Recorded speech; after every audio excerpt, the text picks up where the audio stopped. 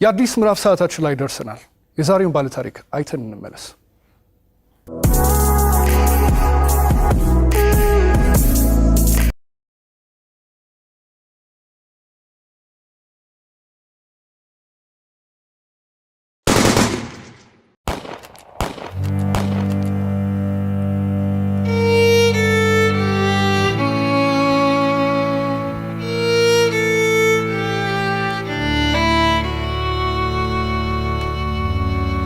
ስሜ ብርቱካን እባላለሁ። ተወልጄ ያደኩት ስናን ወረዳ ነው። ከእናትና ከአባቴ የመጀመሪያ ልጅ እኔ ነኝ።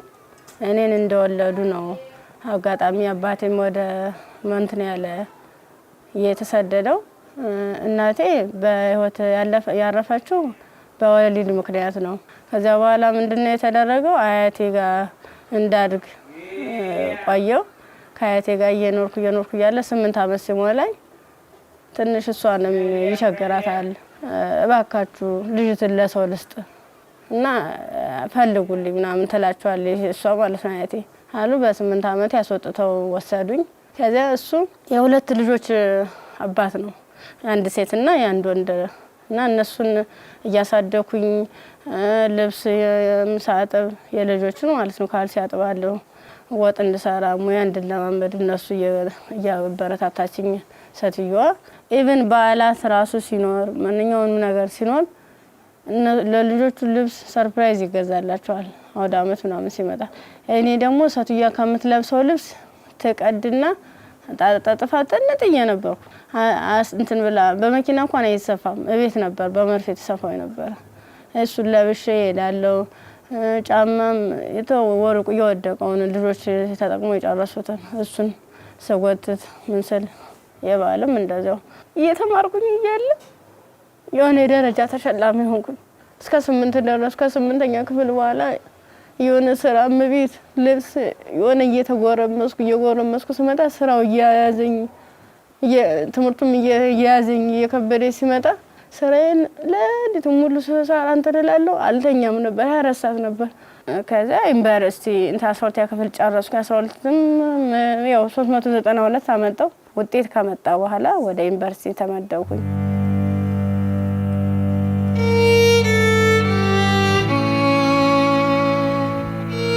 ዲፓርትመንት መረጥ በፋርማሲ ስገባ በቃ እነሱ ራሱ ማበረታታት ጀመሩ። አይዞሽ ኢቭን ደፍተር እስክሪብቶም የሃንዳውትም ሙሉ ነገሩን እየሸፈኑልኝ ነበር እነሱ ነበሩ ቢሮ ላይ ማለት ነው። አሪፍ ውጤት ነበረኝ። ከዛ መጨረሻ ላይ ልክ 1 አመት ተማር፣ 2ኛ አመትም ተማር። 2ኛ አመት ላይ የተወሰነ ረብሻ ይከሰታል በሰዓቱ ማለት ነው። ረብሻ ሲፈጠር ምንድነው 3 ሰዓት ነው ከሌሊቱ 3 ሰዓት ላይ እኔ አጋጣሚ ከልጆች ጋር እንትን ነበርኩ፣ ላይብረሪ ነበርኩ። እኔ ወደ ውስጥ ስንመለስ ውስጥ ላይ የሆነ ሰው ሲተኩስ ከውጭ ላይ ይቀባበላሉ። ከዛ ኧረ ምንድነው በዚህ ውጡ በዚህ ወረዱ እንዲ ወንበስ በሉ እንትን ታኙ ተንበልበሉ ምናምን ይሉናል።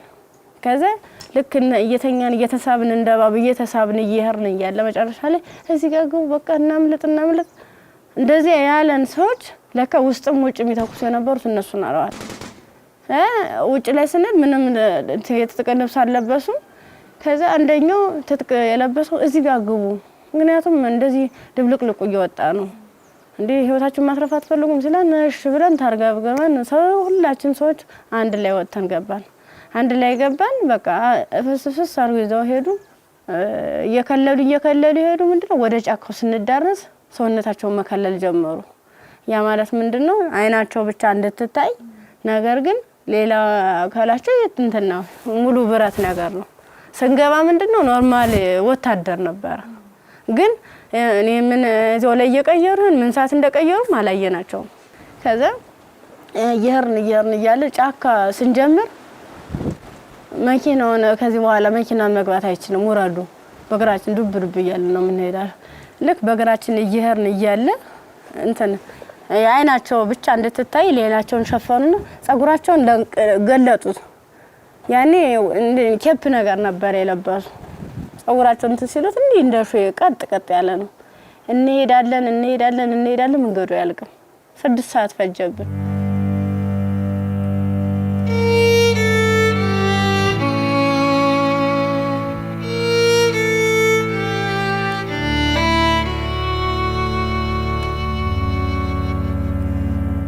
መረስ አይቀርም ስንደርስ ምንም ነገር የለም ቤት የለም ምን የለም በቃ የሆነ ሜዳ ነገር አለ ትክክለኛ እንትን ማለት ነው አረንጓዴ ነገር አለ እዚህ ጋር ስፖርት ስሩ ይሄንን ስልጠና መውሰድ አለባችሁ በዚህ ነው አሁን ያመጣናችሁ ምንድነው እናንተን ፈልገናችሁ ነው በቃ ለትጥቅ ስለፈለግናችሁ ስልጠናዎችን መውሰድ አለባችሁ መማር አለባችሁ ከዛ ሳናቸው ይዋን እያደር ትንፍስ እንዳትሉ እና ዳቦ ሲሰጡ እንደ ዳቦ ነው እንደ ንስ እያሉ ነው እንደዚህ የሚወረወሩልን ማለት ነው አይጠጉንም ሁሉ ከዛ እየወረወሩልን እያነሳን እንበላለን ያው ሆድ አይደለም ይርበናል ምን ጠጣው ውሃ ስናጣ ደግሞ በለበስነው ልብስ እየዘፈዘፍን ምንጭ ነገር እናገኛለን ወራጇ ዝም ብሎ ቆሻሻ የተገደበ ነገር እናገኛለን እሱን ልብሳችንን እንዘፈዝፍና እንዲ ለመጥለቅም ስለሚቀፍ ልብሳችንን ዘፈዝፍና ልብሳችን እየጨመቅን ነበር እንደዚህ ያንጠፈጠፍን ነበር ልብሳችን እየመጠጥን ምንጣጣ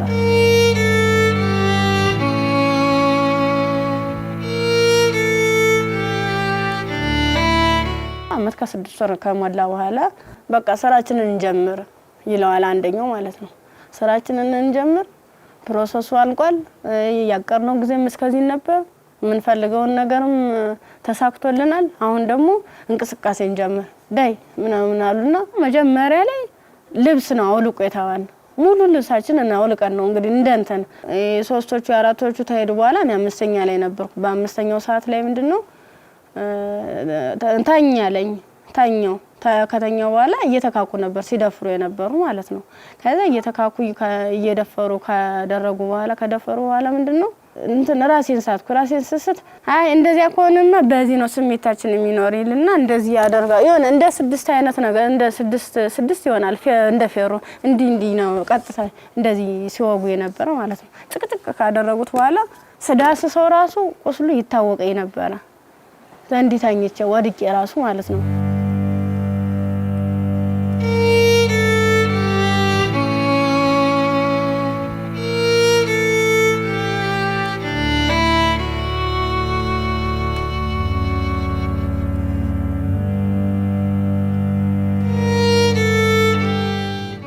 ካንገተ በላይ ደግሞ እንትን በምንድነው ጭንቅላቴ ነው ሁለት ሲመታኝ የኛው ተከፈተ ጭንቅላቴ ማለት ነው እንደዚህ ያድርገዋል ማለት ነው ሌላስ ምን ይሻላል ከዛ የሆነ ሚንትን የሚልም ነገር አለ ቢላ ማለት ነው በሱ ይፈቀፍቀዋል ጻጉሬን ማለት ነው ሲፈቀፍቅ እየደማ ነበር በዚህ ሚተለትላሉ እንደምላጭ አይነት ነገር ይዘዋል የሁሉ ትልትል ነው ይሄን ማህፀኔ ከተጨቀጨቀ በኋላ ምንም ማለስታውስ ሜትተጣል ምን ሆነ ግን ምንድነው በስድስተኛ ቀና በየንተሰል ምንም ነገር የለም ከጎኔም ረሳለ ከጎኔም ልጅ ተርትላለች በቃ ከሷ የተሻልኩ ስለሆነ የለበስኩትን አረቄን ልብሴን ሙሉ ጫርጊያው ልቄ እንትን አሰርኩት ተንትኑ ጋር አጣብቂያ አስሬ እየጎተትኩ ያ ማለት ምንድነው እኔ ሙሉ አካል ስላለኝ ነው ያንስ አድርጌ ነበር እየጎተትኩ ይተላቀስ ርያል በቃ አርቃንሽን ሆነሽ በጣም ነው የሚያሳዝነው ቁምጣ ነበረችኝ ቁምጣዬን ደግሞ ያላስለብሰኝ ያለ ቁስሉ ማለት ነው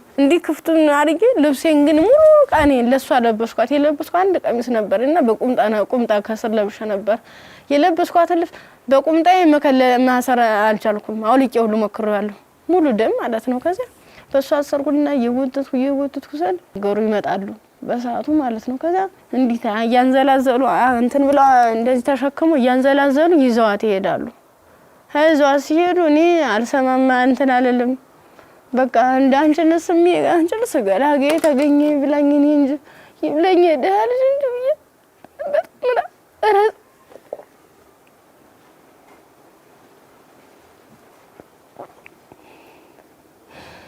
ይብለኝ እኔ እንጂ ብዬ ያርኩኝ ከዛ ያርኩኝ አላቋልኩኝ ሀገሩን እንዳልጠየቅ ምኑን ልጠይቃቸው በቃ ውስጥ የተጨነቀው ሁሉ መጨረሻ ላይ ጫካውን ስጨርስ ከተማ አገኘሁ ከዛ አባቴ እኔ ምን ዩኒቨርሲቲ ተማሪ ነበርኩኝና ልብሴን አጋጣሚ ልብስ ለብሼ እጅ ሌባ ወስዶብኝ ነው እስኪ እባክህ ገዛልኝ አልኩት ስለው 50 ብር ሚላ ሰናገኝ ከሱ ላይ 50 ብር ከፍሎ ልክ አንድ ዝም ብሎ ጥቁር በጥቁር አይነት ነገር ነው እሷን አለበሰኝና በቃ ልጅሽ ሊል ብሎ ዩኒቨርሲቲ ይዞ ሲሄድ ቀጥታ ዳይሬክተሩ ቢሮ ነው የገባሁት። ከዚህ ቀጥታ ዳይሬክተሩ ቢሮ ስገባ ምንድነው ሙሉ ነገሩን ካየ በኋላ ሕክምና ውስጥ እንደገባ ማህፀን እንዲታሸግ ከአንገት በላይ ያለው እንዲታሸግ ተደረገልኝ። አሳሸገኝ እያለ በቃ ሰለቹኝ ማለት ቁስሉም ሊድን አልቻለም። እነሱም ካቅማቸው በላይ ሆነ። እኔ አማራጭ ምንድነው ዩኒቨርሲቲው ትምህርት ቤቱ ፊት ለፊት መለመን ጀመርኩኝ።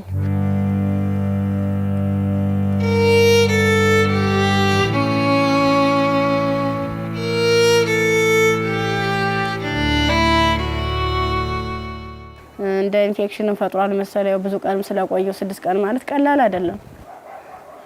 ያን እየቆራረጡ እያወጡ እያስተካከሉ እያጠቡ ምን ሲሉ መጨረሻ የልብም ኬዝ እንዳለብኝ የታወቀም እዚያ ነው። ልክ በራሳቸው መኪና ነው ወስደውኝ አምጥተው እዚህ ጣሉኝ፣ አዲስ አበባ ማለት ነው። ከዛ አዲስ አበባ ሲጥሉኝ ምንድነው ወዴት ልሂድ በቃ ህይወት መስቀልቅል ላለብኝ እብድ ሆንኩኝ፣ አበርኩኝ። ከጊዮርጊስ ወደ ማርያም ሄድኩኝ። የማርያም ቀን ነው ልሂድ እስኪ ምናምን ብዬ ሰው በሚሄድበት እየተከተልኩ እዛ ስል ቅድስት ማርያም ይላል። እዚያ ቁጭ ብዬ እየለመንኩኝ ታገኘኛለችና ብር ትሰጠኛለች። 50 ብር ተሰጠች። በኋላ ምን ፈልገሽ ነው ምናምን አይዞሽ ምናምን አለችኝ። እኔ እኮ እንደዚህ ተማሪ ነኝ እና በዚህ ረብሻ ምክንያት ነው እንደዚህ ተፈጠረው። እንዴት ላድርግ እንዴት ልሂድ ብለሽ አልኳት። የት ልሂድ ብለሽ ስላት አይ እንደዚህማ ከሆነ ከኒልክ ጤና ጣቢያ እንወሰደሽ ብሎ ጤና ጣቢያ ሲሄድ የምጥ መርፌ ሰጡ። እስቲሽ አደረጉ። ከተወለደ በኋላ በጣም ራበኝ። በቃ ምኑን ላጥበው ማጣው ሳጣ ሲርበኝ ማዘር ተሬዛ ጋር መጣሁኝ። ምን ላድርግ አልኳት። በቃ ጨለመብኝ እባክሽ አስገብኝ ስላት ከጎንሽ አለን ብላ መድኃኒቶቹንም ያንዳንዱ የሕክምና ክትትሎችን እያደረጉልኝ ውስጥ ላይ ከነሱ አቅም በላይ የሆነውን ሪፈራል ተጻፈልኝ። በረንዳ ላይ የነበርኩት ወደ ቤት እየተቀየረ ሰው ቤት ማደር ጀመርኩ። እያልኩኝ በእነሱ ጥረት በእነሱ ጥንካሬ በማዘር ተሬዛ ማለት ነው ለልጁም ሆነ ለኔ ሕክምና ወጪዎችን ያንዳንዷን እየሸፈነች እሷ እንደ እናት ሆና እየመከረችኝ እያጽናናችኝ እንባዬን እያበሰችኝ ነበር። አንድ እሷ ናት።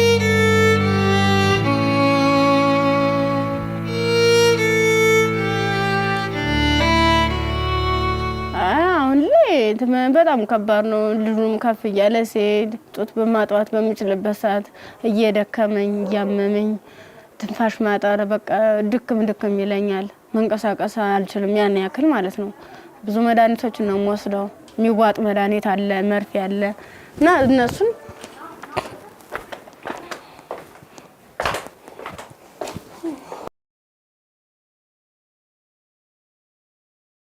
ይሄው እነዚህ ነው መድኃኒት እየወሰድኩ ያለ። በቃ እነዚህ የሚዋጥ መድኃኒት አለኝ፣ መርፌ አለኝ። ይሄን ነገር ነው እየወሰድኩ ያለው እና ይሄን መድኃኒት ስወስድ ደግሞ ለኔ የሆነ ማለት ምግብ ያስፈልገኛል። ምበላው መጠጣው የለም የምታዩት ነው። ደረቅ ኮቸሮ ነው። አሁን ቅድም እንደውም ሳዘጋጅ ነበር ኮቸሮ እዚህ አለ ዘፍዝፌ ነው የነው እየበላ ያለው። አሁን የራስ ብሏል። የዘፍዝፌው ስለቆየው ቅድም ነው እናንተ ቀረጻ ያዘጋጃችሁ ያለ የዘፍዘፍ ማለት ነው። የዘፍዝፍ ካለ በኋላ ለልጅ ምንድነው ፍትፍት አድርጌ እኔ የምበላታለሁ እሱም የሚበላት ይችል ነው እና ሙዝ ምናምን እገዛለታለሁ። ብስኩት መጠለያ ያስፈልገኛል። አሁን ያለበት ቤት ስፖንሰር አንድ ወር ከፍሎልኝ ነው ሄደ። ሌላውን ግን እየለመንኩ ነው ውጭ ላይ ማለት ነው። የሆነ ነገር የሆነ ልጅውን ወደ 3 ወር አለፈው ሰው እንድንቆጣጣው ማለት ነው። መታጠቢያ ሳፋ የለም ብቻ ቃላት የለኝም። በቃ የድረሱልኝ ምን አንድም በቃ ወደ ፊትስ ምን አይነት ህይወት ነው የሚኖረው? ምንድነው ማደርገው? ለምን ነገር በጣም እየራበኝ ነው። በቃ ራበኝ አልቻልኩም።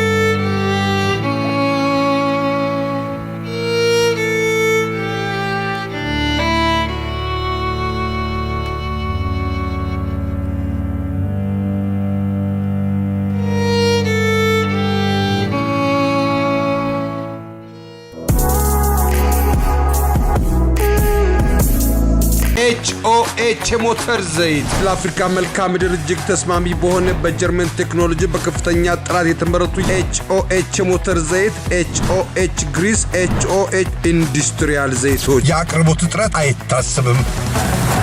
ኦቪድ ሪል ስቴት ልማትን ራዕዩ አድርጎ እጅግ ግዙፍ በሆነ ቦታ ላይ 60,000 መኖሪያ ቤቶች የሚገነቡበት ስማርት ከተማ ለቤት ፈላጊዎች ለማስረከብ 24/7 ሌት ተቀን በመስራት ላይ ይገኛል። ራዕያችን ልማት ነው።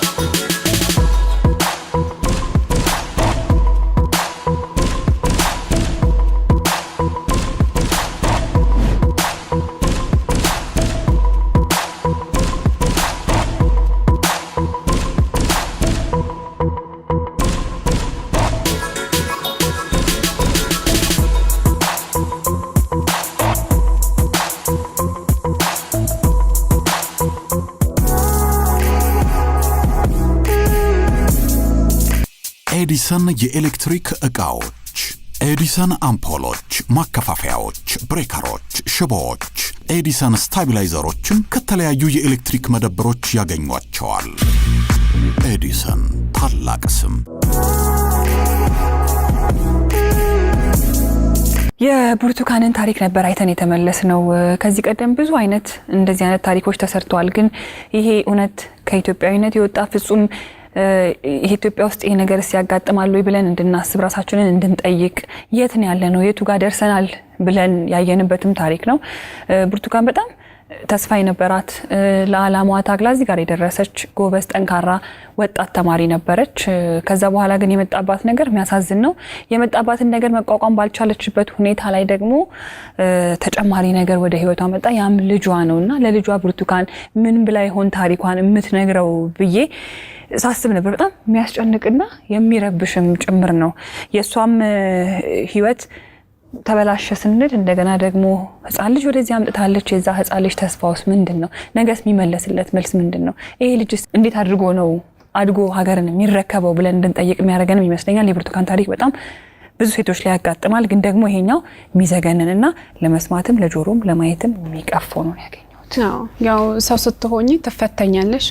አንዳንዴ የፈተናም አይነት አለው እንዴት ያለሽ በቃ በርግጥ ላያስችል አይሰጥም ይባላል። ግን ደግሞ አንዳንዴ ከመቻል በላይ የሚሆኑ ፈተናዎች አሉና እንደ ኢትዮጵያ እንደ ሀገር ደግሞ ስታስዩ እንደዚህ አይነት ሁኔታ የሚደረግበት ማህበረሰብ ውስጥ ነው እንደ ያለ ነው። በምን አይነት ሁኔታ ነው ህይወታችንን እየመራን ያለ ነው የሚለው ራሱ ሌላ ጥያቄ ነውና በጣም ከባድ ነው። የብርቱካን ቪዲዮንም ቁጭ ብዬ ሳየው እውነት ለመናገር አንደበት የለኝም። ከአእምሮ በላይ ነው። እጅግ በጣም የሚሰቀጥጥና የሚዘገንን ከመሆኑ ብዛት የተነሳ ጭራሽ እንደውም ፊልም ነው እንዴ አክቲንግ ነው እንዴ የሚያስብል ሁላ። ምክንያቱም ያው ብዙ ሆረር ፊልሞችን እንሰማለን፣ ግን የእውነት መሬት ላይ የወረደ እንደዚህ በዚህ ልክ የሚሰማ ነውር ሁላ አለ ወይ እስከ ማለትም ድረስ አለና ብርቱካን እንግዲህ ስቱዲዮ ውስጥ ትገኛለች። አብረን ቆመን እንቀበላት።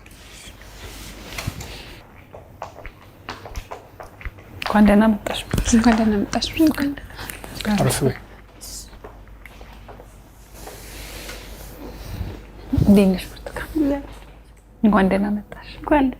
በጣም ነው የምታምሪው። በጣም ቆንጆ ከለሯ ራሱ እንዴት እንደሚያምር።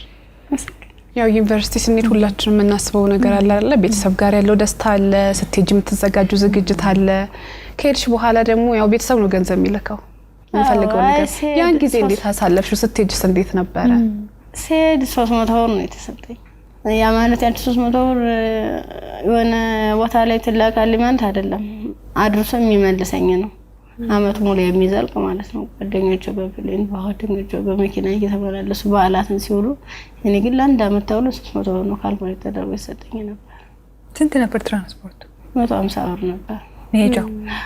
እንደ ሴት ደግሞ ለሴት የሚያስፈልግ ነገር አለ፣ ምን እንቀባዋለን፣ የተፈጥሮ ጉዳይ አለ። ለዚህ ሁሉ ነገር ገንዘብ ያስፈልጋል። በምን ነበር ያን ነገር ምን ጓደኞቼ የተሻለ ህይወት ነበር እንትን የሚሉ የባለሀብት ልጆች አሉ። እነሱ ነበር የሻር እያደረጉ እያዋጡ ነገሮችን የሚሸፍኑ ኢቭን ሞዴስ ራሱ ይገዙልኝ ነበር። ጓደኞቼ ነበር ከጎን ያሉት ማለት ነው።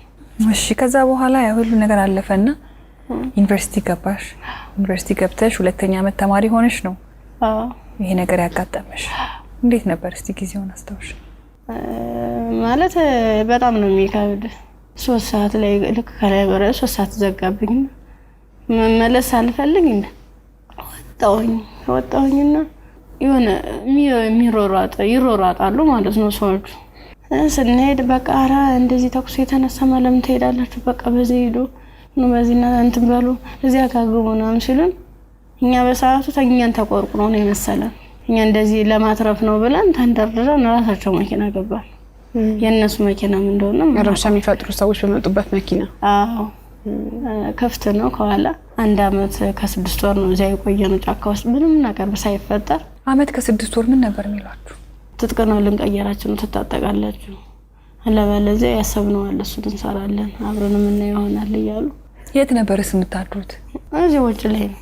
ብዙ ጊዜ ዛፍ ነበር እንዲታከልል እንትን ማለት ነበር። እዛ በምትሆኑበት ጊዜ በተለይ ለሴቶች አስቸጋሪ ሁኔታ የንጽህና መጠበቂያ ማግኘት ነው። ያንንስ እንዴት ነበር የምታሳልፉት? የምን ንጽህና መጠበቂያ ነው? በቃ ዝም ብለን ስናክ ነበር የምንውለው። ከ1 አመት ከ6 ወር በኋላ ምንድነው የተፈጠረው? መጨረሻችን ላይ ሰልፍ አሳለፉን። እርቃናችንን አውልቀው ልብሳችንን ካወለቁ በኋላ ሰልፍ አስያዙ። እኔ አጋጣሚ ከ5ኛ አካባቢ ላይ ነበርኩኝ። ግንኙነት ከተደረገ በኋላ እንዴ ሲጨቀጭቁ ራሱ በፌሮ ሲወጉ አላስታውስም። ደንዝዟል ሰውነት። ምን ያህል ሰው እንደተደረገ ምን እንደተደረገ አላውቅም። በ6ኛ ቀን ስነቃ እንደ ማበላ ነው የሚፈሰው። እሷ ደግሞ አንድ አካል ስለጎደላት ምንድነው አማራጭ? የለበስኩትን ልብስ አውልቄ እሷ ነገሮቿን አስሬ ነው ቅፋ እየወተትኩ ጀመር ጀመሩ። እንዳላዝላት አልችላትም። ከዛ አብረን ነው ምን ሄደው አንቺን እኮ ትችሻለህ ስትለኝ እንዲሁ ነው ሁለት አካለ ስንኩል ማን ይቀበለናል አልኳት።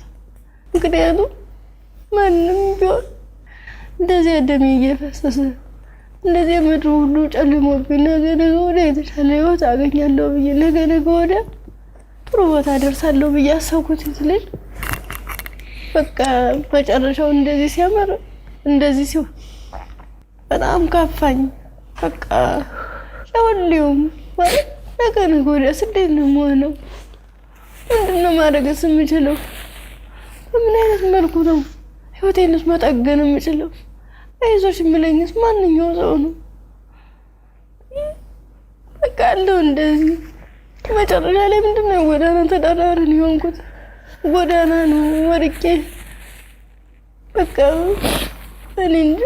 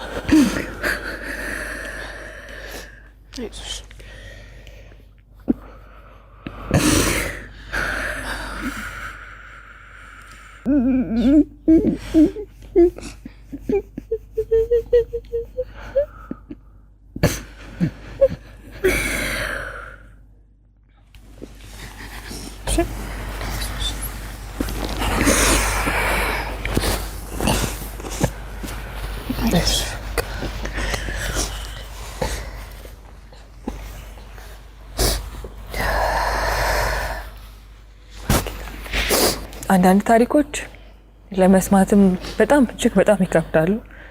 እኛ ጋር ይሆናሉ ይፈጠራሉ ብለንም እንጠብቃቸው አይደሉም። ሴት ሆኖ ለመስማት ይከብዳል፣ ሰውም ሆኖ ለመስማት እንደዚህ አይነት ታሪክ ይከብዳል። ያው ከመሞት መኖር ይሻላል ይባል የለ። እግዚአብሔር አንቺን በዚህ ፈተና ውስጥ አሳልፎ ዛሬ ላይ ሲያደርስሽ ምክንያት የለውም ማለት አንችልም። በፈጣሪ ስራ ማንገባም፣ ግን በጣም ጠንካራ ነሽ።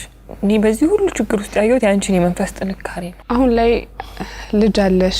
ልጅሽን ስታዩ ምን ይሰማሻል? ከፋኛል በጣም። ምክንያቱም እሱ ባይኖር የኔ ያለ እንትን አይደለም ነበር ማለት ልጅ ስትይዥ ከባድ ነው። ለልጅ ስትይ እያልሽ የሆነ ትታሰሪያለሽ። ልጅ ነው እንጂ ራሴ አትይም። በቃ ምን አለበት ወይ ጤነኛ ልጅ በሰጠኝ ነው። ካልሆነ ደግሞ እኔም በሽተኛ ልጅም በሽተኛ እንዴት ነው የማደርገው? ልጁንስ ለማልቀ 2 ነው 3 ጊዜ ጥዬው ሁሉ ይጃለሁ። ከዚያ ውጭ ላይ ተመልሼ እንዲህ እየሳየው እማ ያለ ወደ እኔ ይመጣል። እናፈሩን በበላሁት በቃ አብረን እንሞታታለን ብዬልሽም መቀፍ አድርጌ እንደገና ራሴን ይቅርታ ጠይቄ እንደ ትልቅ ሰው ጥያቄና መልስ በራሴ እየተመለሰ እንደዚህ ከሆነ ሽናን ዶዬ ከፍ አድርጌ እሄዳለሁ። ያሳደጉሽ ቤተሰቦችሽ በጠፋሽበት ወቅት ከዛ ሁሉ ነገር ሲሆን ይሄን ሁሉ ታሪክ ያውቃሉ፣ ግን አልቀበልም ያለ።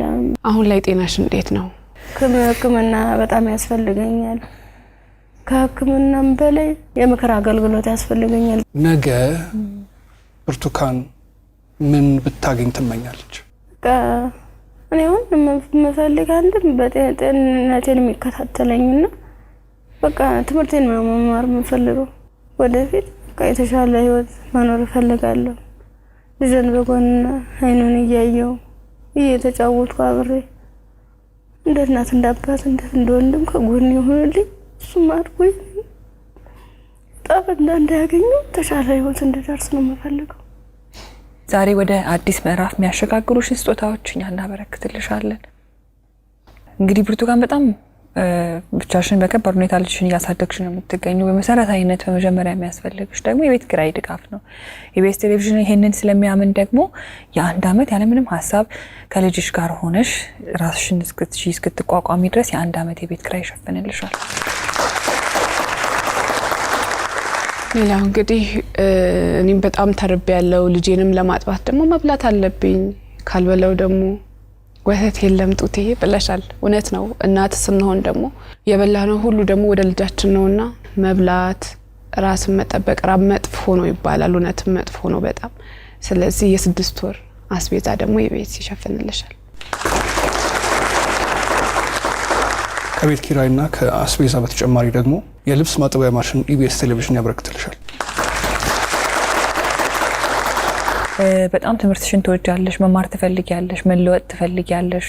ባላሰብሽው ባልጠበቅሽው ሁኔታ ከትምህርትሽ ገበታ ወደ ኋላ ቀርተሻል። ያኔት ኮሌጅ ደግሞ በመረጥሽው በፋርማሲ ሊሆን ይችላል፣ በነርሲንግ እንዲሁም ደግሞ በላቦራቶሪ ቴክኒሻንነት 2 ቅርንጫፎች አሉ። ከሁለቱ በአንዱ ቅርንጫፍ መርጠሽ ትምህርትሽን እንድትከታተይ ትምህርት ቤት ወጪሽን ሙሉ በሙሉ ይሸፍንልሻል። እኛም ህልምሽ ተሳክቶ ስትመረቂ ደግሞ ለመምጣት ያብቃል። አሜን።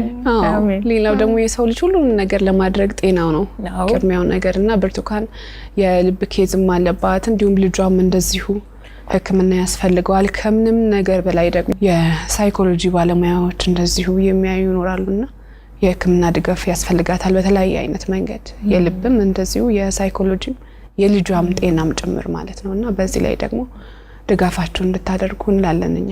እንዲሁም ደግሞ ሀገር ውስጥም ከሀገር ውጭም ያላችሁ መልካም ደጋግ ኢትዮጵያውያን ይህን ፕሮግራም የምትከታተሉ እንግዲህ መቼም ዝም እንደማትሉ ፍጹም እምነታችን ነው። ከብርቱካን ጎን ነን የምትሉ በዚህ አድራሻዋ ልታገኟት ትችላላችሁ። በቃ ሙሉ ነገር ላደረጋችሁልኝ ገዛ ላደረጋችሁልኝ ሁሉ ነገር ተበበ ከልብ አመሰግናለሁ። ኢቢኤስ ቴሌቪዥንም እድሜ ጤና ይስጥልን። በጣም ነው ማመሰግነው። ወዳችኋለሁ፣ አከብራችኋለሁ። ነገ ወደ ደግሞ የኔ ህይወት ተሳክቶ የኔ መጥቼ እናንተ መጥቼ እዚህ ውስጥ ማስደስተበት ቀን ይናፍቀኛል። ደግሞ አደርገዋለሁ። እናምናለን እኛ። የአዲስ ምዕራፍ ሰዓታችን ይህን ይመስል ነበረ። እሑድም በኢቢኤስ ይቀጥላል። መልካም ጊዜ።